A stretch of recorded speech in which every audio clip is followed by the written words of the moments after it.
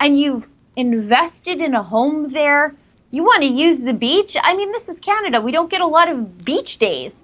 No. And you go down to use the beach and they're like, no, COVID will get you if you walk over here. If you like go past this little gate, COVID's going to jump out and smother you. Like, it's just the dumbest thing. And so, like I said, if cops are having anxiety because they think this is stupid, what are you going to do about it? Tamara's working on a story about cops saying that, like it's hard on them out there enforcing the lockdown, like ticketing these protesters every week. And it, okay, first of all, if policing is making you emotionally unstable, like I'm not sure that I want you with a taser, because that's how kids trying to skate in Calgary get tasered. But secondarily, well, then maybe just don't. Like, if it's too emotionally tough on you to go down there and ticket innocent people, if that's like driving you to a mental breakdown, there's an answer to that, right? Like there just is. You don't have to be down there giving grandmothers tickets because they tried to walk on the beach. That was amazing, Sheila, what Tamara was saying, because if anyone's ever been to Cobourg is a beautiful little town in Ontario. I'm not sure what the population is. I'm going to guess under 10,000. I might be wrong about that. It's got a gorgeous stretch of beach, which of course the city council closed off to the locals and the tourists alike last summer. I'm wondering if they're going to do that this summer coming. And Tamara said they did. They did it again. Oh, they're doing it again, are they? Yeah. Unbelievable. Even though, again, to quote Dr. Fulford, an infectious diseases expert out of McMaster, described as an expert's expert when it comes to virology, after going through 100,000 plus COVID-19 papers, no conclusive link of outdoor transmission happening. But I guess her science doesn't count. We'll rely on the good counselors of Cobourg. But the idea that the Cobourg cops are wading into a demonstration full of like Antifa or hardcore Marxists throwing Molotov cocktails, these are just decent, normal, friendly folk. And I mean, the level of ticketing is probably just slightly more than, say, giving a parking ticket out to a car illegally parked on Main Street, Sheila. So for them to play the PTSD card for handing out fines to law-abiding citizens just embracing their charter rights, I'd really hate to see what would happen if the really bad guys came to town. Well, I even take a different approach here. Like, okay, the citizens of Cobourg want to use their beach because that's why you live in Cobourg. Like, that's why you moved to Cobourg, to use the beach, right? And the town keeps roping it off.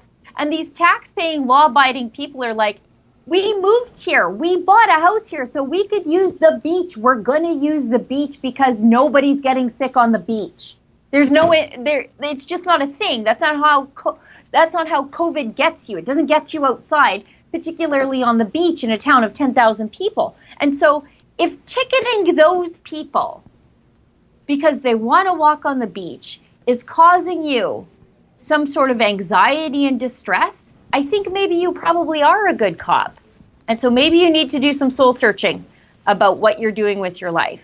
Because if I were that cop, I also would have some serious misgivings about whether or not I should be issuing tickets when I get up in the morning. But there's a solution to that, right? And Sheila, even the beach question itself, as we demonstrated last summer when we went there, evidently there's a loophole around getting into the water at the beach, and that is you go up the pier, and it's kind of dangerous. You climb down the rocks, you go into the water, and you swim to the beach. And I don't know if we have video from that. Maybe we can show it later. But when we did that with other residents of Cobourg, police and bylaw were at the beach, and we're walking along, and this was, to me, one of the most surreal encounters ever. I was talking to bylaw enforcement. I think it was bylaw enforcement.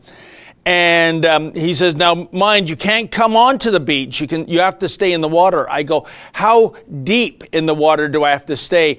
And he said, the rule is if I can see your ankles, I can give you a ticket. Oh, yeah. There I go. I didn't bring my swimwear, which is probably a favorite, everybody. So I think people thought I was committing suicide, but I wasn't, just going for a lovely swim. So imagine that. It was kind of like, see, there we are. We're walking along. There's the Canadian flag, another flag. And we had to make sure our ankles were covered by the water. I'm not making this up, folks, or we'd get a ticket. And they were all there. I wonder how many thousands of dollars of law enforcement was on the beach making sure there was no illicit ankle sightings going on. Sheila, how do you make sense of this insanity?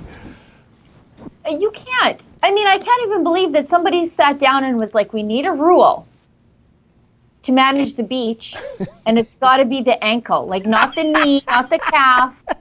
You have to have the full foot covered right up to the ankle. And someone was like, yeah, that's a great idea. Let's pass that motion. Municipal governments are too big. They're way too big if they have time to worry about these things. But again, like, I'm from the prairie. We got lots of swamps and muskeg here. But, to see that beautiful beach and you've invested in a home there, you want to use the beach. I mean, this is Canada. We don't get a lot of beach days. No. And you go down to use the beach and they're like, no, COVID will get you if you walk over here. If you go past this little gate, COVID's going to jump out and smother you. Like, it's just the dumbest thing. And so, like I said, if cops are having anxiety because they think this is stupid, what are you going to do about it?